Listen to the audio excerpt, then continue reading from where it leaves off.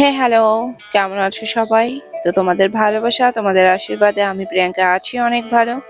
আর আমি প্রিয়াঙ্কা আজ তোমাদের সাথে একটা নতুন কিছু শেয়ার করতে নিয়ে চলে এলাম। এই দেখো, এই গাছটা, এটা হচ্ছে স্নেক ড্রাগন। এই ফুলটার নাম হচ্ছে স্নেক ড্রাগন কিংবা সিংহমুখ ফুল। ফুলটা দেখতে অনেক সুন্দর।